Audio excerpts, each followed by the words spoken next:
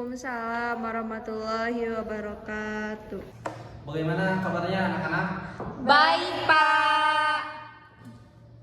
Seperti biasa, pelajaran Bapak ada semangat semua. Ya dong, Pak. Baik, sebelum dimulainya pembelajaran hari ini, mari kita berdoa bersama-sama untuk menetralisir spiritual kita semua. Untuk doa langsung dipimpin sama Bapak aja ya. Sebelum kita mulai pembelajaran hari ini, mari kita berdoa menurut kepercayaan masing-masing. Berdoa dimulai. Selesai. Baik.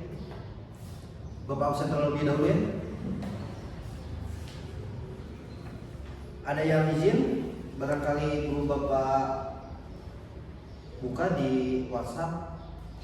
Ada, Pak. Siapa? Katanya Afifah izin. Izinnya apa itu? Sakit atau apa? Kurang tahu, Pak. Soalnya cuma bilang izin doang. Kalau gitu berarti apa aja ya? Gak ada keterangannya. Afifah berarti ya. Yang lainnya barangkali?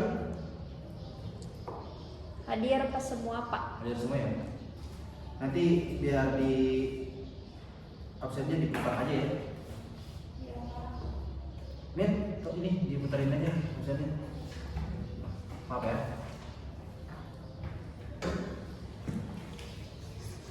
Semuanya sehat kan? Sehat, Pak. Sehat jasmani rohani. Iya. Barangkali ada yang sakit secara apa? Pikiran. Gimana?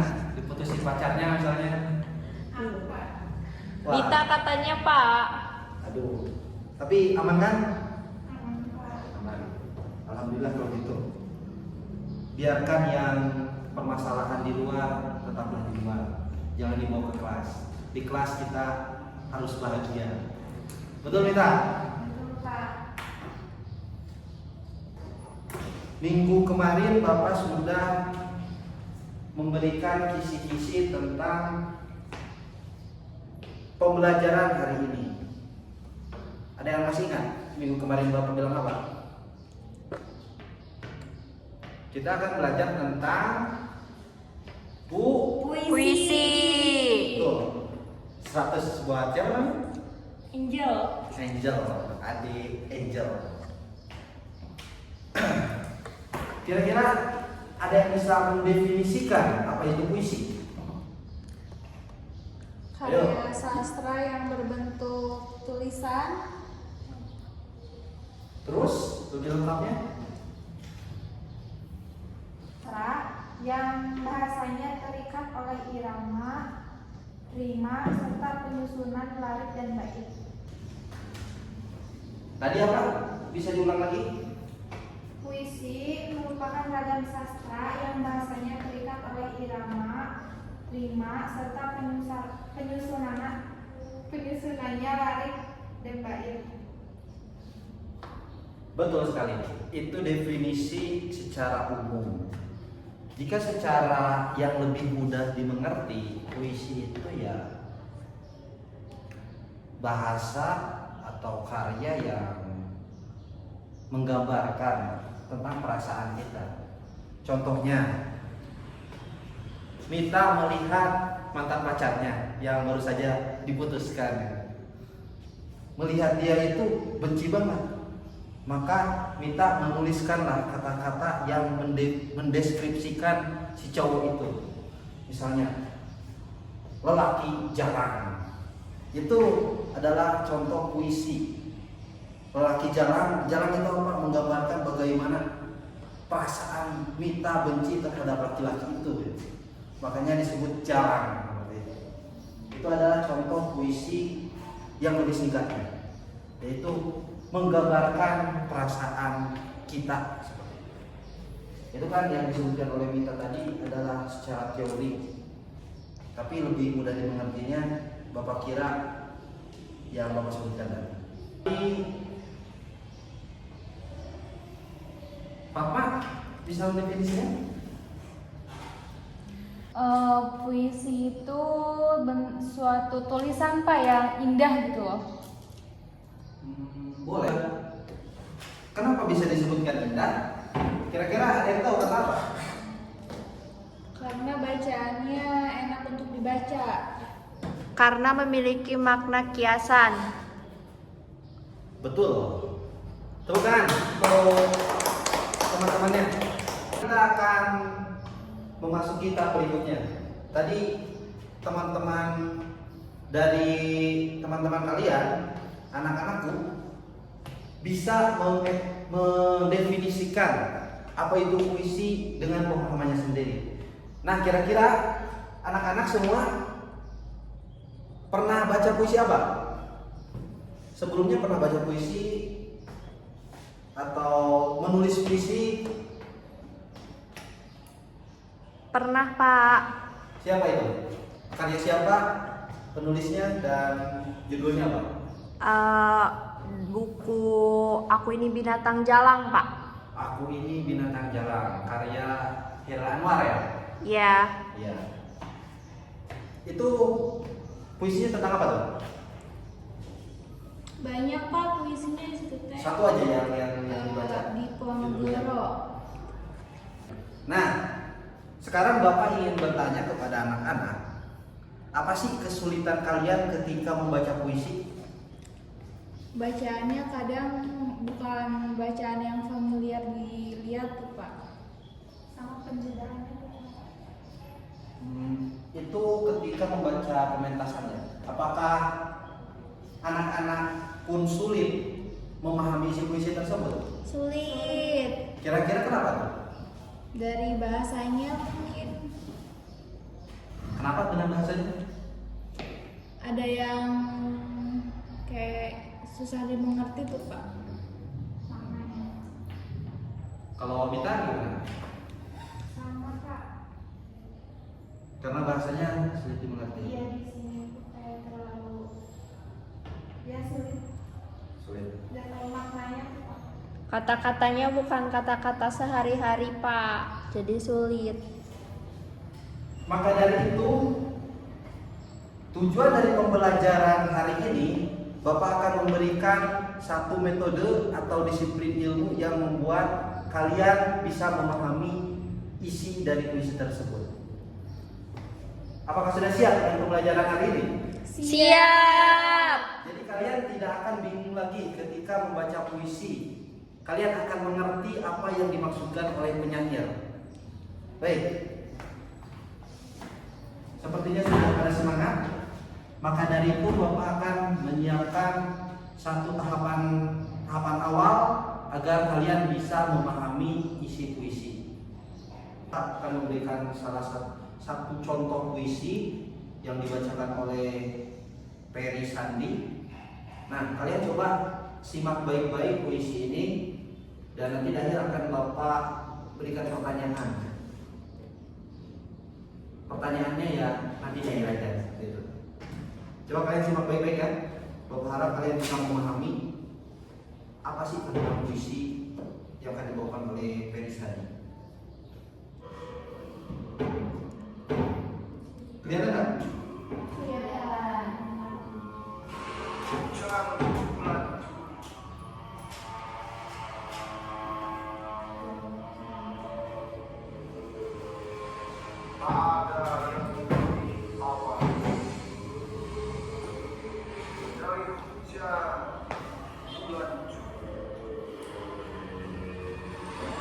Rahasiakannya rintik rindunya kepada pohon berbunga itu. Tak ada yang lebih bijak dari hujan bulan Juni. Dihapusnya jejak-jejak kakinya yang ragu-ragu di jalan. Tak ada yang lebih arif dari hujan bulan Juni. Biarkannya yang tak terucapkan diserap akar pohon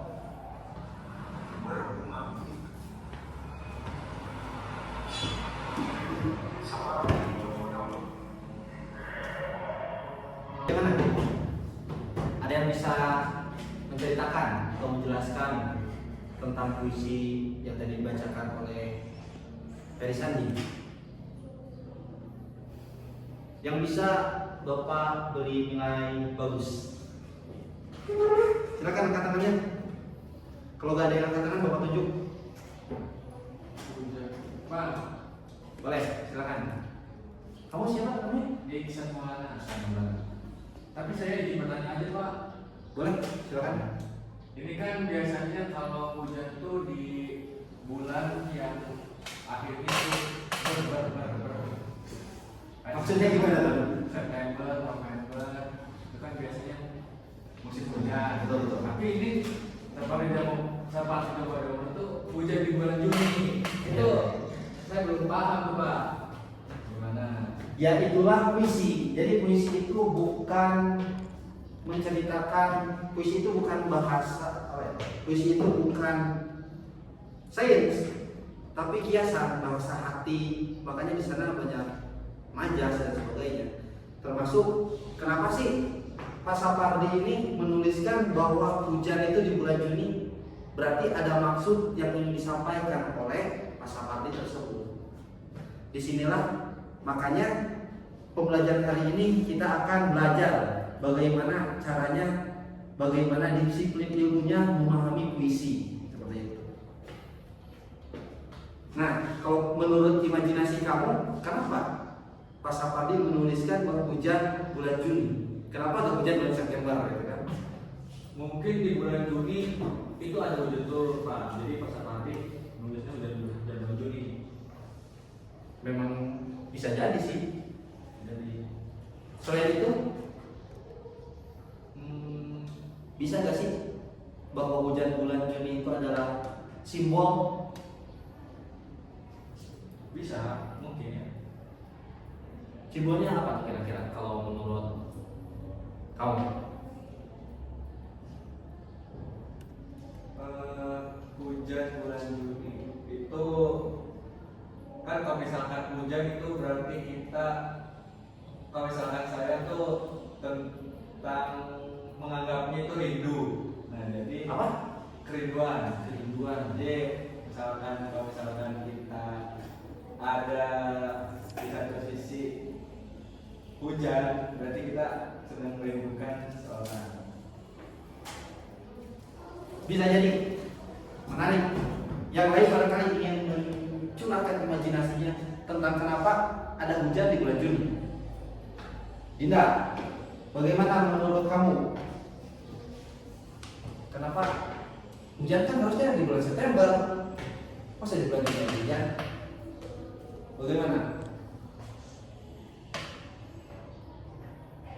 Yang lain barangkali? Apa aja deh Pak? Boleh, silakan. Amanda ya?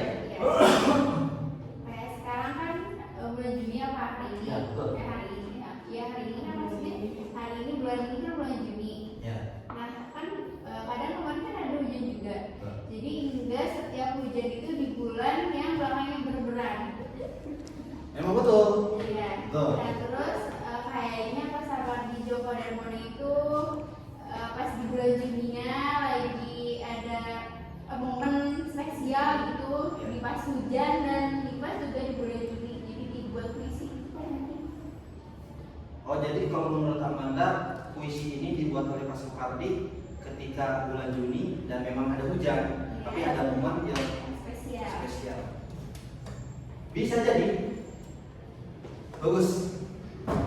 Dari sini Bapak perhatikan sebetulnya anak-anak semua ini bisa apa namanya itu? Bisa dengan imajinasinya memahami puisi. Tapi Bapak di sini akan memberikan tips agar teman-teman ini, agar anak-anak bisa lebih tajam intuisinya dalam memahami puisi siapa saja. Pikiran kita agar bisa terbiasa dengan bahasa-bahasa kiasan, pikiran kita akan terbiasa dengan bahasa-bahasa yang sulit dimengerti, majas dan sebagainya. Ada yang punya spidol? Ada.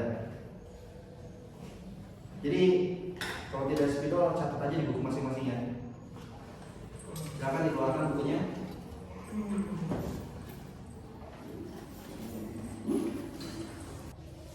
Buku catatannya sudah dikeluarkan semua? Sudah Pak.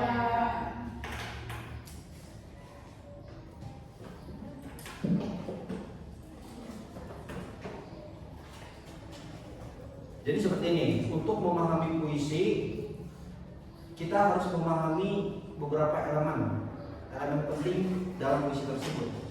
Elemen pertama dalam puisi itu ada yang namanya tema. Silakan tulis tema. Tema.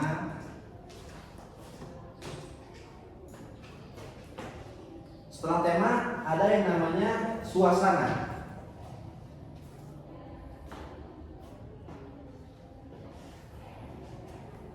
Setelah suasana ada yang namanya makna.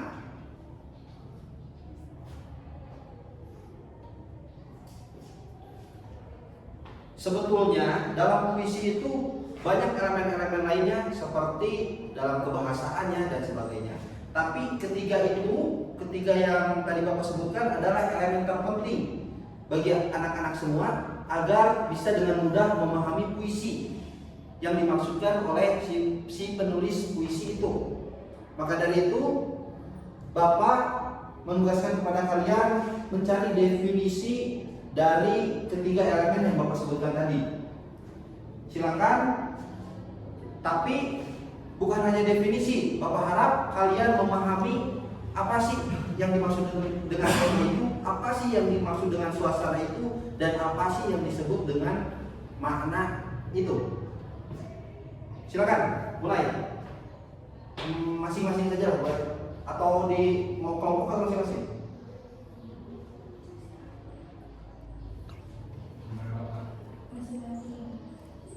Kelompok aja ya biar saling bekerja sama. Ini ada 60 orang per kelompoknya 30 silakan. 60 orang 20 berarti. Yang sebelah sini tengah. Pinggir ya, boleh. Yang di depan kursinya balik aja ke belakang biar saling berhadapan. Silakan nanti Bapak keliling mengetes, mengecek kerja kalian seperti apa. Apa sih namanya? Membaca tema setelah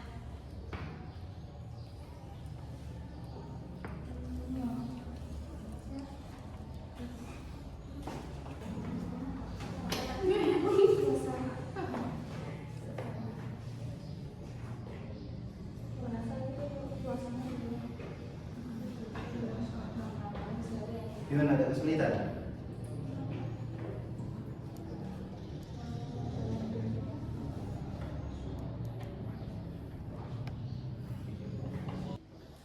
Bagaimana? Sudah selesai?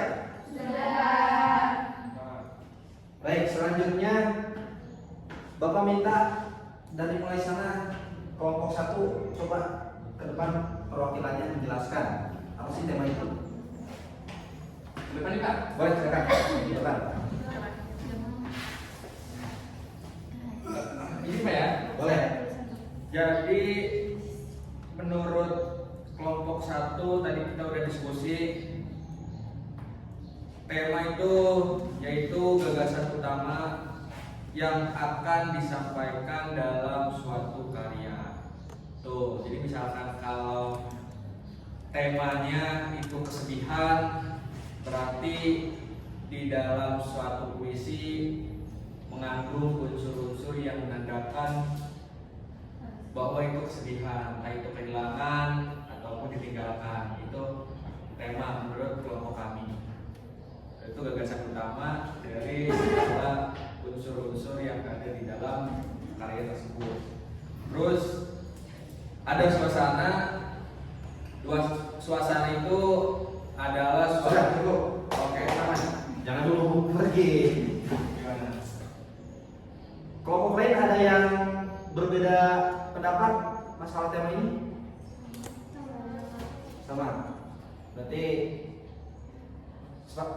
betul. Tepuk tangan untuk dan. Silakan kelompok 2 untuk menjelaskan definisi suasana. Yang telah kalian lakukan. Siapa saja silakan. Andin aja. Boleh. Suasana menurut kelompok 2 itu keadaan jiwa pembaca setelah membaca puisi, Pak. Jadi misalnya ada puisi kayak tadi Hujan Bulan Juni, terus pembacanya merasa adanya kerinduan atau apa, berarti suasana antara dia dengan puisi tersebut. Jadi suasana itu beda-beda sih, Pak. Tergantung pembaca. Jadi suasana itu adalah perasaan si pembaca, bukan perasaan yang dimaksud oleh si penulis. Tuh, tepuk tangan. Selanjutnya kelompok 3 untuk menjelaskan apa itu mana dan mana. Menurut kelompok kami, makna itu artinya isi atau arti yang terkandung di dalamnya yang ditujukan untuk pembaca. Maknanya bisa tersurat dan bisa tersirat. Tersirat itu maksudnya? Bisa dituliskan. Kalau tersirat? Bisa disampaikan. Teman. Nah, di sini mungkin ada yang sedikit bingung apa sih suasana dan juga makna gitu. Dan alhamdulillahnya, syukurnya tadi Andin bisa menjelaskan dengan tepat apa itu suasana. Jadi perbedaannya seperti ini ya anak-anak. Kalau suasana itu adalah perasaan kita sebagai pembaca, sedangkan makna itu adalah perasaan si penulis seperti itu. Mengerti? Jadi Bapak anggap sekarang anak-anak semua sudah paham 3 elemen penting untuk memahami puisi dengan baik dan benar. Maka dari itu sudah siap untuk menganalisis langsung puisi dengan 3 elemen yang Bapak berikan tadi. Siap. Bapak di sini membawa satu buah puisi yang sangat fenomenal, karya penyanyi fenomenal juga, berjudul Sajar Putih karya Haidar Anwar. Kelompok 1 silakan.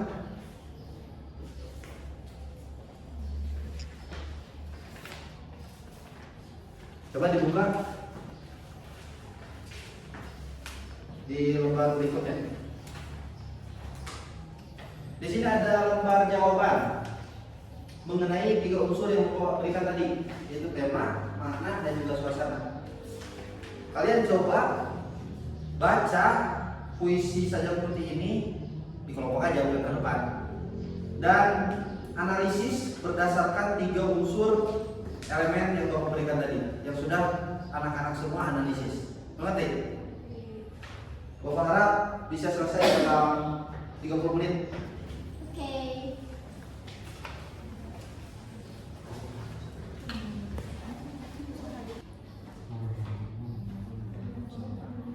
Kalau ada kesulitan boleh berdiskusi dengan Bapak. Bersandar pada tari warna pelangi, kau depanku bertudung sutra senja. Di hitam matamu kembang mawar dan melati, harum rambutmu mengalun bergelut senda. Sepi sunyi malam dalam mendoa tiba, meriah muka air kelam jiwa dan dalam dadaku memerluku. Menarik-menari seluruh aku hidup dan hidupku. Pintu terbuka. Selamat malam, selamat matamu bagiku menengadu. Silakan analisis dengan 3 unsur utama yang Bapak berikan tadi. Temanya apa? kalian setelah membaca puisi ini bagaimana?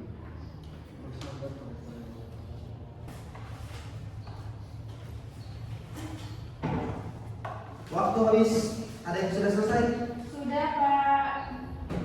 Selesai semua? Sudah.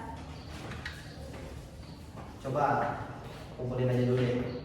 Kalau pengen lihat.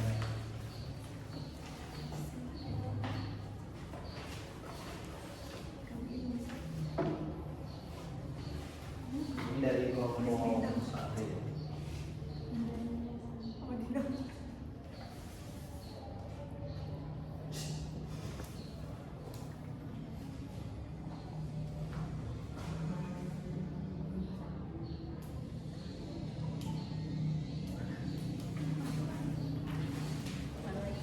Semuanya sangat baik, tapi alangkah baiknya berbagi kebaikan kepada teman-temannya juga. Jadi dari kelompok yang Bapak tadi bagi, perwakilannya untuk menjelaskan hasil analisis kelompoknya. Dimulai dari kelompok 1 saja, boleh silakan. Tema dari puisinya apa? Berdiri aja, Bapak. Temanya aja Pak. Semuanya aja kalian bacakan saja bagaimana makna dan suasana. Tidak apa-apa, silakan. Menurut kelompok 1 temanya apa itu? Ini tadi kita udah baca-baca juga Pak puisinya, Saja Putih. Ini temanya itu seorang yang sedang jatuh cinta. Jadi dibuktikan di dalam puisinya tuh bahwasanya gini Pak. Bersandar pada tari warna pelangi, kau depanku berdurung sutra senja. Di hitam matamu kembang mawar dan melati, harum rambutmu mengalun bergelur senja. Nah itu Pak, jadi di hitam matamu kembang warna dan melati itu menandakan bahwa dari seorang perempuan itu matanya bagaikan kembang mawar dan melati. Jadi seorang lelaki itu menganggapnya itu wah sedang jatuh cinta nih pada wanita tersebut. Jadi temanya itu seorang yang sedang jatuh cinta. Gimana? Cukup? Cukup Pak. Ada yang temanya berbeda dari kelompok 1? Sama. Sama semua. Makna silakan dari kelompok 2. Ini kelompok 2 bukan? Silakan, siapa saja? Maju. Makna dari puisi Saja Putih itu seperti apa? Hasil kerja dari kelompok 2. Boleh.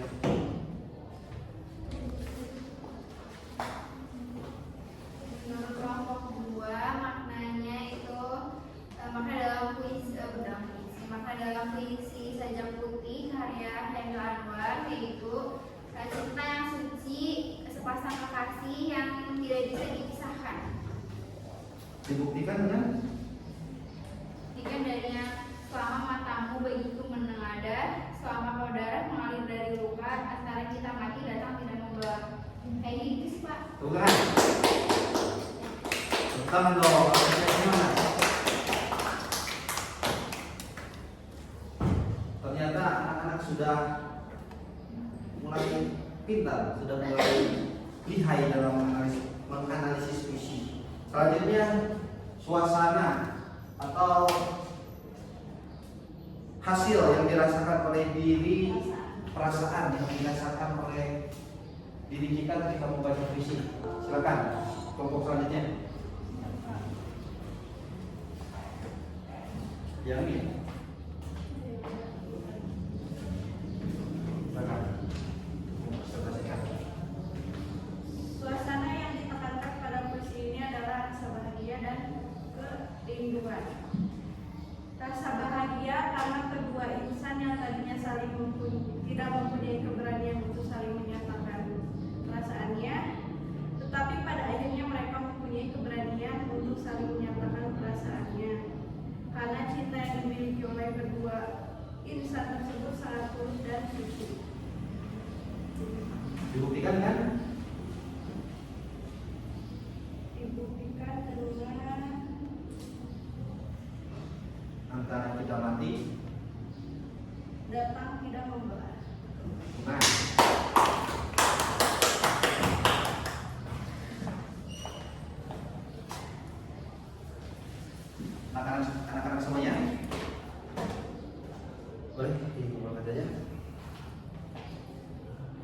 pertemuan kali ini,